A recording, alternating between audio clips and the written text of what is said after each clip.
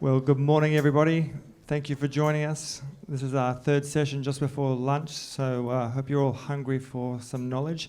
My name is William Elliott. I'm from Whitebrook Cyber. I'm the chair for today's session. And I'd just like to introduce two speakers. Just before I do that, can I encourage anybody who wants to have questions from this particular session to put it through the app so I can facilitate it and make sure we get to it as much as we can. On that note, can I please introduce Prescott Pym? He is a principal consultant in cybersecurity for Deloitte's risk advisory team and an operational leader on the ACS's CTIS program. Prescott has over 20 years of experience leading and delivering cybersecurity operations centres and projects. Prescott has been involved in the design and architecture of SOCs around the globe, including in Australia, USA, Germany, Switzerland, India, and Japan. Welcome, Prescott.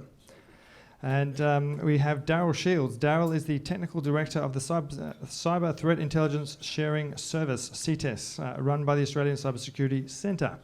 Darryl oversees all technical aspects of CTIS and the platform's future direction. Darryl has been delivering and providing delivery oversight capabilities with the ASD ACSC for more than 20 years. Welcome, Darryl. Thanks, James. Take it away.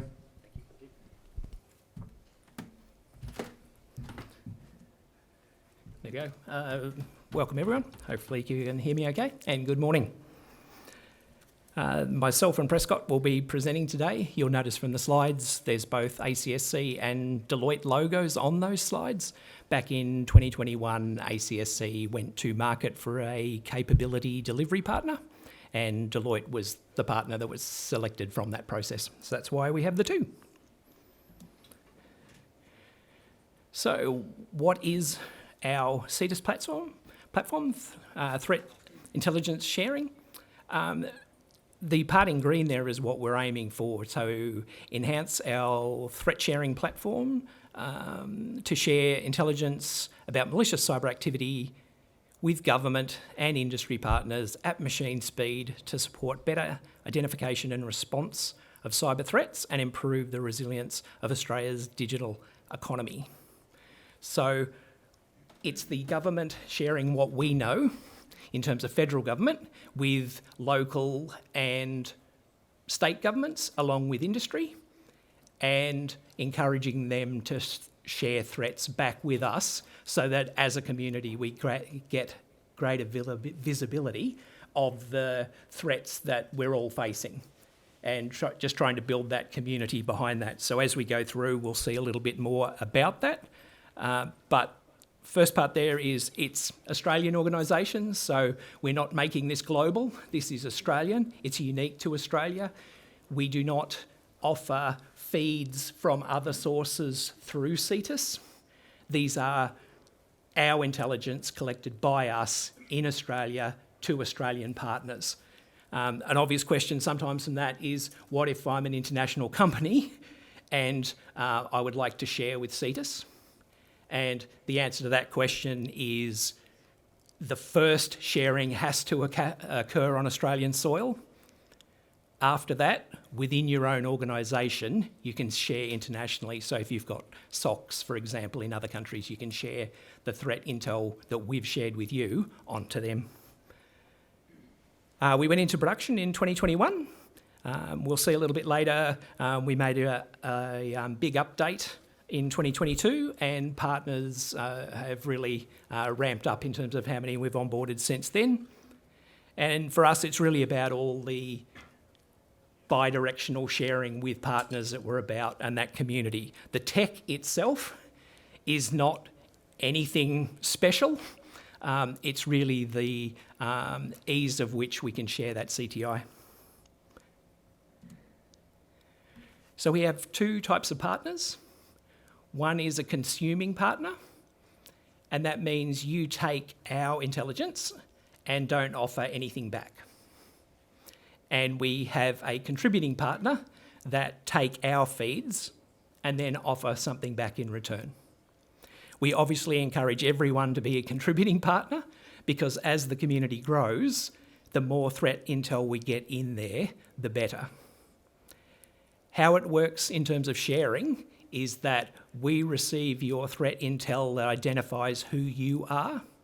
The platform itself removes who you are, so that what gets shared with the whole community is an anonymised piece of threat intel with only the sector retained, because that can be quite useful. So, for example, if you're in the finance sector and you can see someone sharing a threat who is also in the finance sector, that might be one that you want to take particular notice of. But we don't share who the partner is that shared it with us. ACSC has visibility of that, but none of the partner community do. In terms of sharing itself, this is not like other government acts and things where once you sign up, you're committed to doing something. With CTIS, it's optional to join. It's free to join. And there are no KPIs, there are no limitations on that sharing. So if, say for example, if you want to connect as a contributing partner and never contribute anything, you can do that. If you want to share some CTI now, but then someone gets a little nervous and says, let's stop doing that, you can do that. Because you're not signing up in that regard to do anything specific. We just encourage you to do it for the benefit of the community.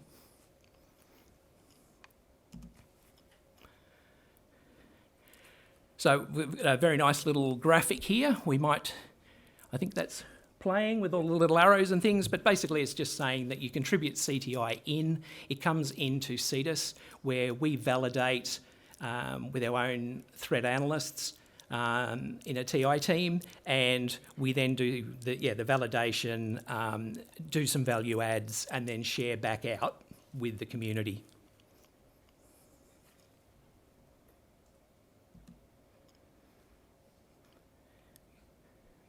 See if that...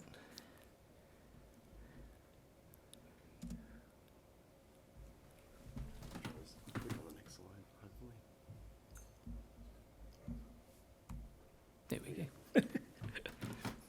Okay, so how do you do the sharing? The way you do it is using one of the standard protocols, which is MISP or STIX taxi. So we support both. We have no preference for either. We don't care what product you connect to us on your end to share in or take the feed from us. So most vendors can take one of those feeds. Normally STIX taxi as being the more mature offering. How we're finding things at the moment is most mature and very large players are using commercial products that support STIX taxi. And newer players, smaller teams that are fairly new to CTI sharing are preferring to go with MISP because it's open source and free. And it has a much lower learning curve. So if you want to start somewhere, MISP is a great place to start at very low cost, and it is just as capable as the other ways. And as I mentioned, lower learning curve. So we share via those two means. Whichever way a partner shares in by, we convert it to the other protocol and then send it out as well. So if someone shares something in STIX, it'll go back out in MISP as well, and vice versa. That way we maximise the threat intel going out to all partners. In some cases, partners, the best they can do is email. We have a subset of our threat intel. It's in STIX format and in JSON form, the JSON type of STIX, and we email that out to partners. That's our least preferred, in that then obviously there's a whole process then that needs to occur for you to be able to operationalise that intelligence. Rather than when we're sharing via the other means, it tends to be going into either a seam or a tip or something that is of more value faster. So in terms of the partners that we have on board today, we've got over 200. I think it's sitting at about 215 now. And they come from 16 sectors, so there's quite a broad range there of sectors that we're in. You can see a bit of an uptick on that line of the onboarding of partners. That coincides with our current offering, where we introduced STIX 2.1 and we moved to a new platform ourselves for that sharing. We were using a commercial product internally ourselves. It was a good product, but most platforms work on the assumption that you're collecting intel from other sources and bringing it in, not sharing it out. So they're not optimised for that sharing it out at that scale. So we actually moved around that time frame from a commercial product to using open source and free software ourselves, but more for the benefits that brought us in terms of scalability and multiple protocols and that sort of thing, not the cost benefit, which was still a significant benefit. And on the right there, you can see of the partners that share things with us currently, what is being shared. And that's just a little bit of a breakdown, percentages of this is what we're seeing the partners on the platform sharing. These slides will be available later, so you'll have access to this information. At this point, I will hand over to Prescott to give you a little bit more detail of how the platform works.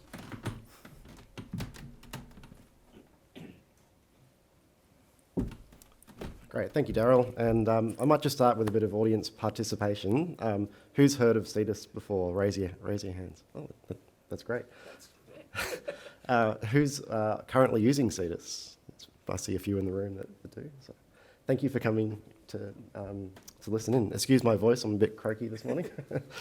Yeah, just to add to Darryl's comments there as well, we're seeing around about, I think it's about a third of the customer base who are signing up to contribute. That's slowly building up steam.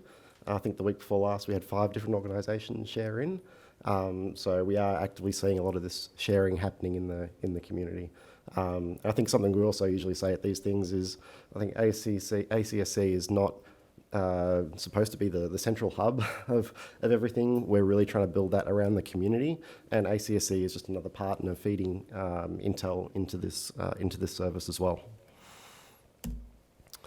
So what I want to talk about, as sort of mentioned in the intro, I've worked around SOCs for 20 years, and one of the challenges we see is how do organisations actually use the threat intelligence that comes out of the program. For those of you who might have been in the room a bit earlier on, David from Airlock sort of talked about how threat intelligence can enhance application whitelisting type implementations as well. There's a vast range of different ways that you can use the intel that comes out of CTIS. This diagram here is, what I'd say a generic approach to how you should think about a threat intelligence program in your organisation. Before you even think about signing up to CTIS, highly recommend that you would think about how you want to structure your threat intel program and what you're going to do with the data that comes out to it. Don't just connect the feeds and expect that magic is going to happen and you're going to be able to detect all these threats. You've actually got to put some groundwork into reviewing the threat intel lifecycle. What do you want to collect from CTIS? We have a number of different collections for different purposes. There's the community sharing that goes on. ACSC provides a lot of automated telemetry, sometimes in the hundreds of indicators being pushed out a day. So you'll need to think about how you use all those various artifacts within your environment. They could be things like hashes, it could be IP addresses, it could be TTPs, it could be report objects, even detection rules. So there's thinking about, some of you may have heard the pyramid of pain from Threat Intel, all the objects on that diagram, we have the capability to push out through CTIS. So think about how you want your analysts to react to this sort of information. Analysts could be anywhere from, there's large organisations connected to CTIS who have, a team of threat intel analysts, and there's others that it's just a really part-time job. I remember we had one of the state governments connect up, and I asked that question about what's your threat intel analyst team like, and so it's one of the guys from the National Ranger Service. He just volunteers to do this part-time, an hour a week. So there's a vast range of different types of capability in play for organisations who connect up. But it's important once you get the threat intel, what are you going to do with it? How the findings going to come out of there? What sort of reports or intelligence is going to move up into the C-suite, because often you'll need to justify what are your investments around threat intel to be able to get investment for your programs. So you've thought about that, you've got a bit of a plan of attack. What are some of the technology options that you have to connect to CTIS? And Darryl sort of highlighted some of this earlier on. I'll just start on the left of this graph. So we currently connect organisations to CTIS with all of these technology types. So quite a number of larger organisations will connect with the threat intel platform. We're very much vendor agnostic on this, and we will try to work with any organisation with whatever software type that they want to come to us and consume with. So in that sense, there's Anomaly, ThreatQ, Threat Connect. There's a whole bunch of commercial threat intel platforms, or even OpenCTI as an open source option. I've got a few customers or partners who connect via that open source stack as well. SIEM platforms are very popular as well. Once we implemented the STIX 2.1 support, we got a flood of Microsoft Sentinel connections coming in, and Microsoft made it pretty straightforward to be able to connect in, and we'll go through that in a bit more detail as well. Same with Splunk, same with LogLogic, Sumo Logic. There's connectors for all of those to plug in and download the data directly. We also have connections via SOAR to do that automation piece and then farm that out to other parts of the infrastructure. Darryl touched on email earlier, and MISP. We have vendors, firewall vendors connecting straight to us, and in one case, someone even hacked a script together to connect up to the STIX taxi feed as well. So you can be as imaginative as you want. How does that look across the install base that we have? So there's a reasonable split between STIX taxi and MISP. MISP is actually, we probably get the most contributions coming back because it just makes it really easy to be able to tag something and push it through to CTIS. So yeah, around at 42% on MISP, 41% on STIX and taxi. I think this was February roughly that we took these measures. And then email is 16%. We do have 1% connecting in multiple ways, so it's really interesting. Some organisations might consume via STIX and taxi, have some internal processes, and then push that out via MISP because that's what they use for sharing in their community. So all sorts of different ways of connecting. But we do see a lot of organisations sign up for email just to get some of the basics down and then progress into like a MISP or a STIX taxi once they've started to understand what the content is and how they want to use it.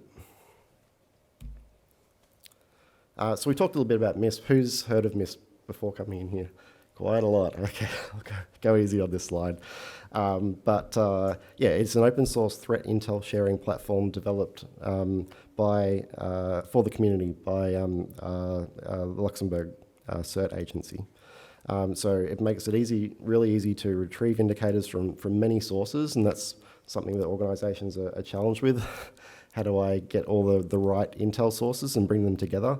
It makes it pretty simple for that, and then provides the workflows for your analysts to be able to triage that and action it. So we actually do a lot of our work on the CTIS program in MISP.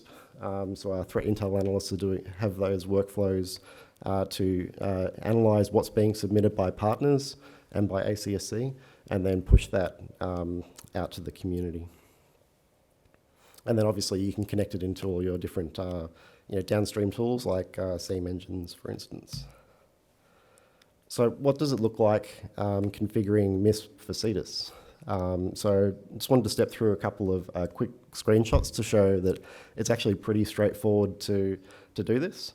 So the first step is we set up a server for a CTIS connection. So you go into sync actions list servers, and then you add a new server into here. You put in the details that we provide during the onboarding pack, and that'll give you the URLs, the credentials to be able to connect to the CTIS service. And then you hit the connection test there and validate that you can actually connect out. We have quite a lot of partners might have not taken into account everything in the network to be able to connect.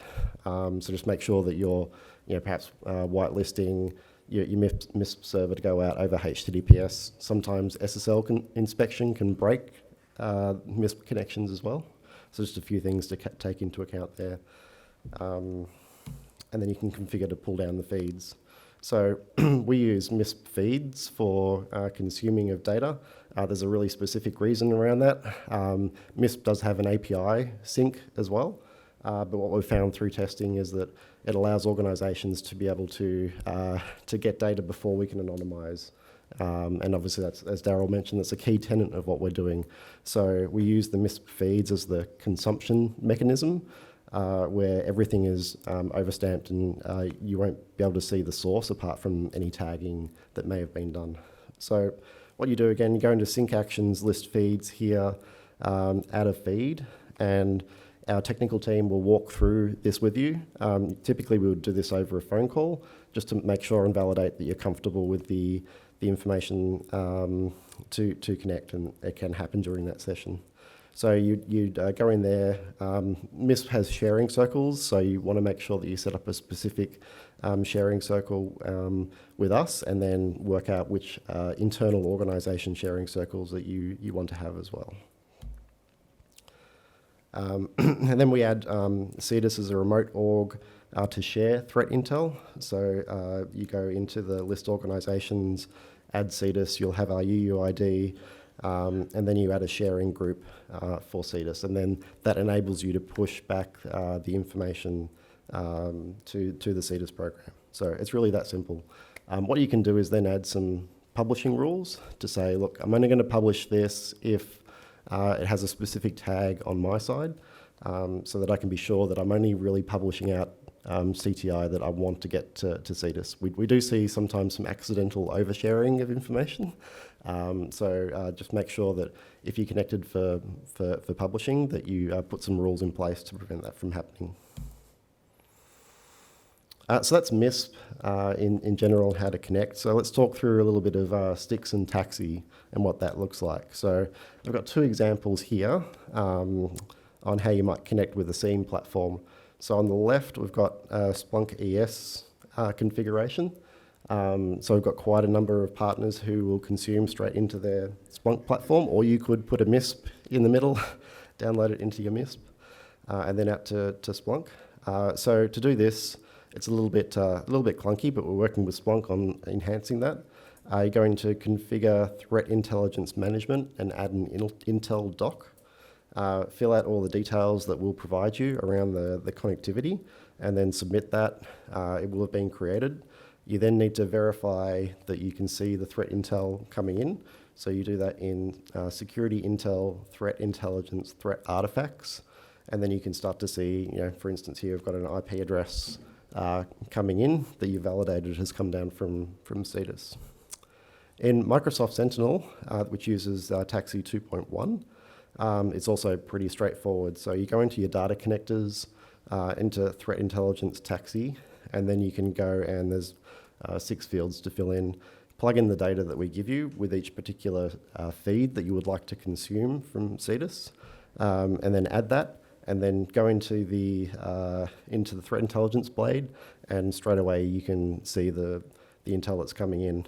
We're also been working with Microsoft on a playbook, which is now live in the Microsoft Sentinel Hub, Content Hub, that will also allow you to publish back indicators that you've observed in your SIEM platform as well. So you can go in there, look for the ACSC logo, and you'll be able to run that playbook.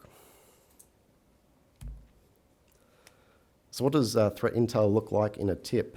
How many people have used a threat intel platform here before? Not as many. Using MISP or a tip to consume CTIS is probably the optimal way to do so. And one of the reasons for that is you can see a lot of the relationships between the various types of objects and how they work. So in a SIEM platform, typically you're downloading a list of indicators that you want to match against logs. In a threat intel platform, you want to have your analysts researching and deciding, is this related to a risk that our organisation is facing, or should we take further action on that? You might not be able to see this very well, but this is one example of the Dridex malware that was shared by a community partner last year, and you can see even though it's come from a community partner, it's got a lot of very rich content in it. This is a display of a threat intel package in Eclectic IQ, and you can see the relationship maps. There's IP addresses, there's emails, there's report objects. So you can dive into those, pivot on the information, and maybe correlate that with other intelligence you have from other sources in your platform as well. So what does it actually look like? This is probably the best representation that I can give you. This is actually a 2.1 sticks package that was published via email. So if you're signed up for email, this is what it will look like when you start to consume the content. So what we have here is a note object which provides some context and information about the threat intel. So there's a comment here from the analyst who looked at it, where we've noted that this is for the Lorenz ransomware, targeting large, well-known organisation victims, particularly within the healthcare sector. So even without industry tagging, you can see there's some relevant contextual information that your analysts will be able to look at and determine whether this piece of threat intel is going to be applicable to your environment. So this particular piece of threat intel here, sorry, we're missing part of it. It relates to a file name. So in the earlier session from AirLocker, there was a note that you can use this in your programs to detect files that may not be permitted to run in your environment. So that's a great use case for this. You can see down the bottom, we've got various labels that apply to the threat intel. Here's where you'll see the tags, like industry-specific tags. We have a data model for the project, and you'll receive that when you sign up for the program. The data model will tell you what are the mandatory tags and structure to the data that we're expecting. In this case, we've got two tags on the Admiralty scale that are compulsory to submit. One of those is the information credibility and the source reliability. So that helps us and other partners make decisions about, is this high confidence data that I want to do something with, like, for instance, actively block in my network, or do I want to use it for threat hunting, for instance, if it might be lower in confidence? So this is how you can start to make the decisions about what you actually want to do with the threat intel. So how are you going to apply this into your environments? So let's just take this example from the last slide where we had a file name that was pushed out for threat intel. So you could use this in network monitoring with something like Zeek or Corelight or these types of applications that you use to hunt for that particular application in your network. You can put this into SIEM and SOAR platforms for detection or automation. You can do static or dynamic analysis, so maybe you take that file name or the hash, you go look it up in VirusTotal, and download that, exploit it, try and figure out what it's actually trying to do in your environment, and you can plug it into AV and EDR. So that's just a selection from one piece of threat intel on different ways you might be able to use it in your environment. Sorry, my voice is starting to go. So getting towards the end of the presentation now, we wanted to leave a lot of time for questions because we often find that's the case. But sort of thinking about how do we fit this all together from the presentation. Like I said, the first place to start is really around your threat intel strategy and your architecture. Darryl from NAB gave a great presentation the other day where he sort of talked about the fact that a lot of organisations are starting by detecting IOCs. That's how their programs begin. And they're not thinking about the articulation of what is a threat that they're seeing. So you need to sort of flip the pyramid, as he said in his presentation, and start thinking about what are your threats and risks at the top, and you define that in your threat intel strategy and your architecture. The next layer down is really interesting. What are both the external sources, maybe other CTI, what you're getting for different vendors, and the internal sources that are going to be critical to contributing to your threat intel program. Things like output from your vulnerability management programs, that's critical to marry up. This is probably the really hard part of how you implement the threat intel program into your organisation. So you should definitely think about how you're going to structure those various sources of information that come into the platform. You've got your threat intel operations, so what are you actually going to do with that data once you've got it in, and then apply it throughout your network, and then feed that into all the various NIST controls that you may have in the environment to identify threats, protect, detect, and then respond and recover. So that's at a high level what we do. So I'll throw it back to Darryl now.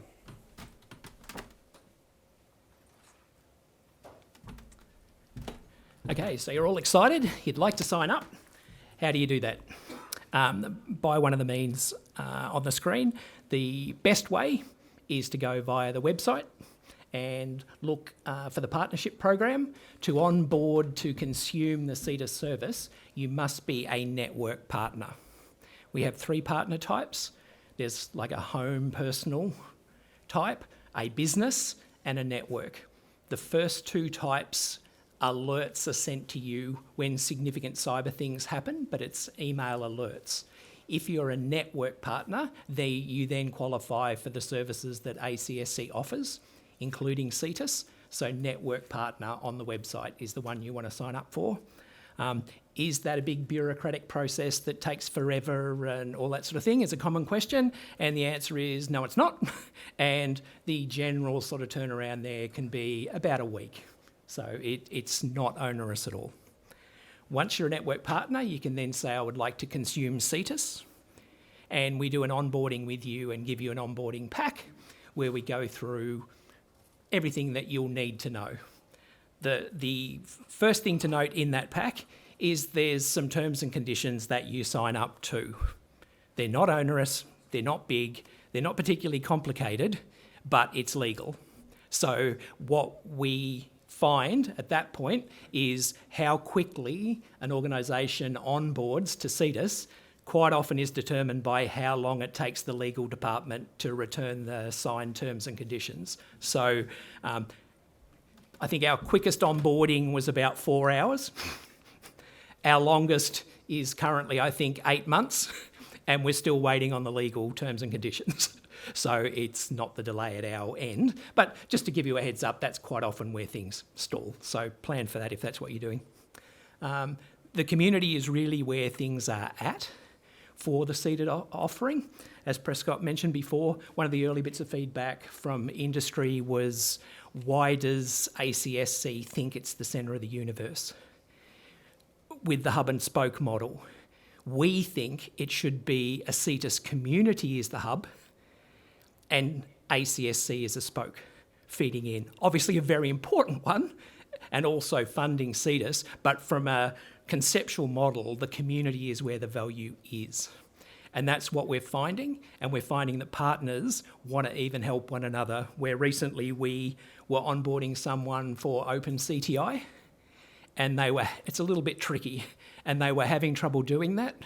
We knew another partner had already connected using Open CTI. We spoke to them, and they said, let us just sanitise our configuration, and you can share this with the partner.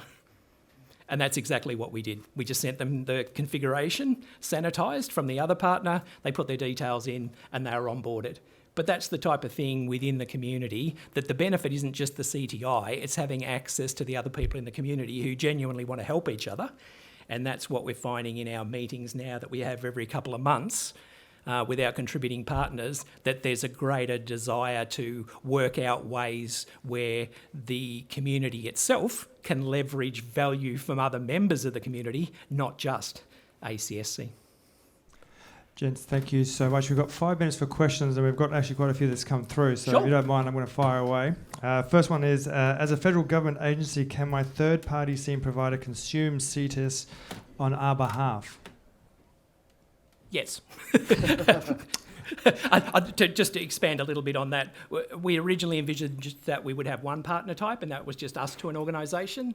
Since then, we've worked out we need to have a managed service provider and a managed security service provider. The difference between the two is one gets to see the data, the other one doesn't in that sharing relationship. Fantastic. I'll Question. just add to that as well. There's a lot of complexity at work around this. Like, even we work a lot with the university sector. I see a lot of them in here today who connect through CTIS, through ISAC-like structure, but also individually. So yeah, it's up to each organisation to figure out. Thank you. Question number 2. Is CTIS consuming data shared through JCSC manual or IOC channels? I'll grab that. Yeah, No, not at this stage. But it's a great source of intel that's manually shared within JCSC Slack and has a good benefit. Yeah. Yeah. Yeah, and we do share data from international partners as well that are relevant to the Australian market.